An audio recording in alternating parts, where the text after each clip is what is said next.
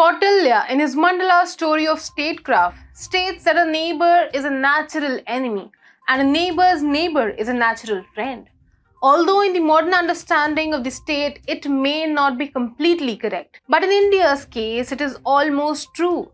In a time when India's security has constantly been threatened by its two hostile neighbors, it becomes imperative to plan a strong security net against the enemies. Working on Kautilya's theory of statecraft, India is building a strong security architecture around its natural enemies. Namaste, welcome to TFI English, the national socio-political analysis arm of the TFI Media Group. I'm your host Apurva, and if you're watching us on Facebook, give our page a like. And if you're watching us on YouTube, like the video and subscribe to the channel. Coming back to the story in this video, I will tell you how India's strategic alliance with Japan will complete the nation's grand counter-encircle plan against China. So let's begin. With its string of pearls strategy, China over the years planned a complete encircling policy against India. With the death trap port capturing diplomacy, China built dual-use ports in India's neighborhood. So to counter modern Imperial China, India launched a comprehensive necklace of diamonds strategy.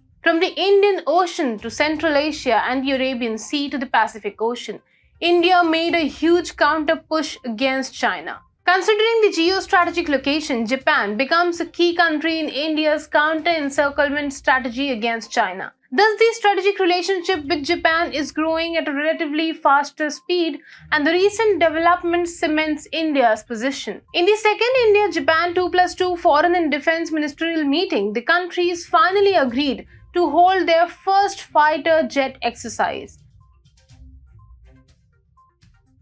The joint statement released by the Foreign Ministry states that, and I read in quotes, the ministers noted with pleasure that the air services of the two countries were working closely for the early conduct of the inaugural India-Japan fighter exercise. The statement also highlighted Japan's participation in the multilateral exercise Milan. Further, it also appreciated the operationalization of the agreement concerning reciprocal provision of supplies and services between the self-defense forces of Japan and the Indian Armed Forces in the exercise. The ministers expressed their commitment to continue bilateral and multilateral exercises, including Dharmagarjan, Jimex, and Malabar. The decision to conduct fighter exercises were taken in November 2019 to enhance the interoperation capacity and trust building between two air forces. Japan has constantly shown interest in exercising with the Indian Air Force's Sukhoi 30 MKI fighter jets. The plan was to train with an Indian Sukhoi and American-made Japanese F-15s at Komatsu Air Base in June 2020. However, due to COVID pandemic, the date was extended to July 2021 and the location was changed to Kayakuri Air Base.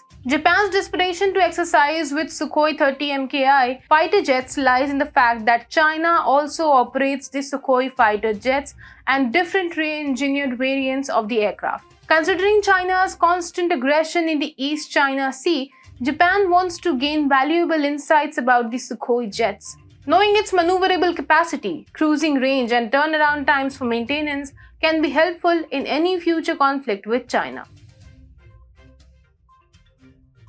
The relationship between India and Japan goes back to the 6th century when Buddhism was introduced to Japan. Although after the nuclear test in 1998, Japan had become hostile towards India. But now the dangers of the 21st century is once again bringing the two great nations together. Dealing with the common enemy, Japan wants to build a strong military alliance with India. In pursuant to that, since 2014, India and Japan have signed numerous interoperable security pacts to enhance military cooperation. There are many strategic cooperation deals that have been recently signed by the two nations that include defense equipment and technology, security measures for the protection of classified military information, among others, which you can see on the screen.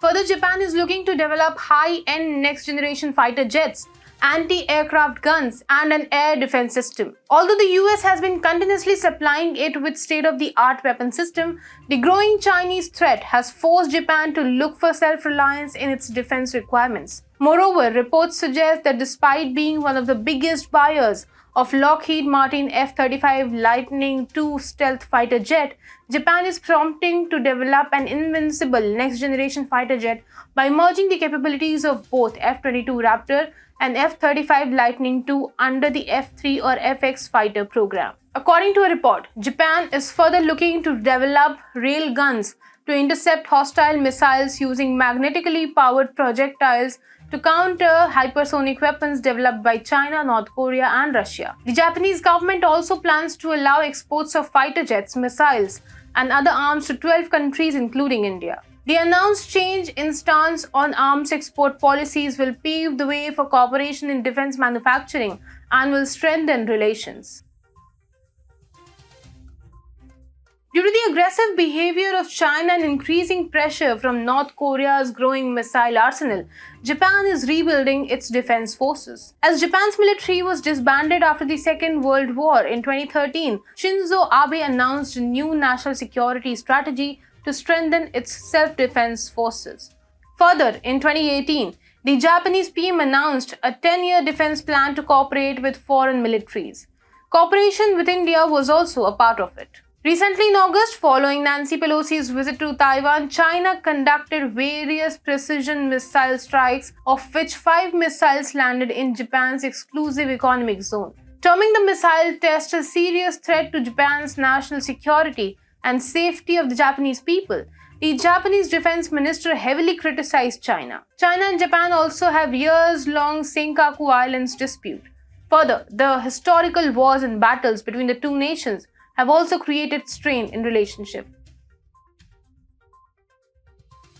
In consonance with its Belt and Road Initiative, that is BRI, China is trying to revive the ancient Silk Route to market its products. Under the wheel of business opportunities, it has captured many ports in the region. Constructions of the Dorali multipurpose port in Djibouti, Gwadar and Karachi deepwater ports in Pakistan, Hambantota and CICT terminal in Sri Lanka, and Kyakupu port in Myanmar have already been completed. The goal is to increase its presence on the choke points of major maritime trade routes like the Strait of Maldives, the Strait of Malacca, and the Strait of Hormuz and the Lombok Strait. Further, following the salami slicing tactics, China is constantly pushing along the LAC in Ladakh, Bhutan, and Arunachal sectors. These economic and military policies are aligned with the Chinese Great Imperial Dream. Chinese President Xi Jinping on various occasions has spoken about his socio-economic tool to establish China's hegemony in the world. It is an effort of the Chinese to expand their cultural and physical power. The Chinese Dream is a philosophical slogan around which every Chinese strategy is aligned. The continuous misadventure in the South China Sea and Himalayan region is part of the Chinese effort to showcase its growing military power. In the current modern state, when everybody is aligning with the modern civilized principles in foreign policy, China's primitive mindset and imaginary dreams are no less than a political tool of Xi Jinping to influence China's domestic public.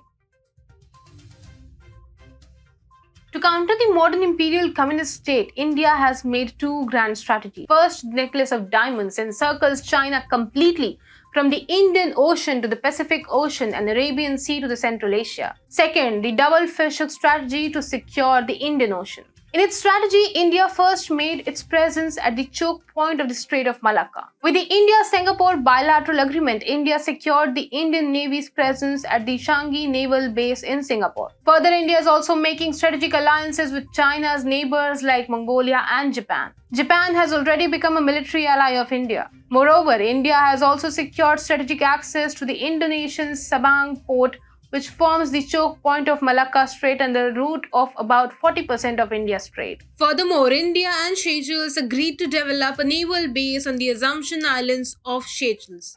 The military access to the strategic naval base will be critical in ensuring Indian presence in the African continent, as China wants to increase its presence in the region.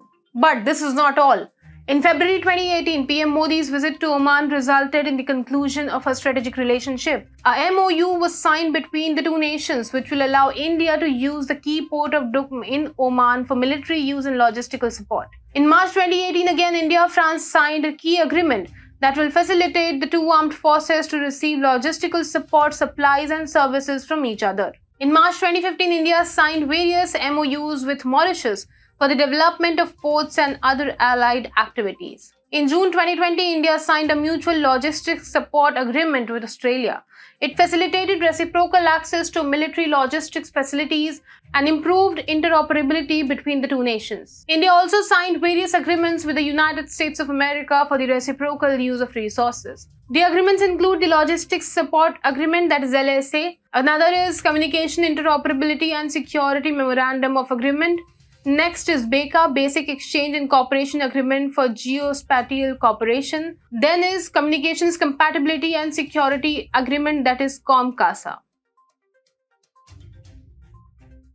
In the neighborhood of China, India is making a huge military alliance. It is pertinent to note that during the ASEAN-India Commemorative Summit in January 2018, the ASEAN nations approached India for the BrahMos and Akash missiles. Progressing in this direction, many ASEAN countries like Vietnam, Philippines, Indonesia, and Malaysia have approached India for the imports of fighter jets, radars, missile systems, and other military hardware. Aligning with the common goal to stop Chinese aggression in the South China Sea, almost every ASEAN country is making a military alliance with India. Also, these deals are an attempt by India to counterbalance the Pakistan-China security nexus. In the grand strategy of India, China looks completely jammed in the Indo-Pacific. Through the necklace of diamonds strategy, India has choked China from every direction. China's medieval imperialist behavior has brought every country in the region together. Due to the conditionality of the Second World War, Japan was the only country in the region to avoid military alliance. But the geopolitical overhaul has completely changed it. Japan is now desperate to enhance its military alliance, and the recent push for a joint Air Force military drill is a proof of it. India-Japan coming together will give sleepless nights to China. This will also complete India's encirclement of China.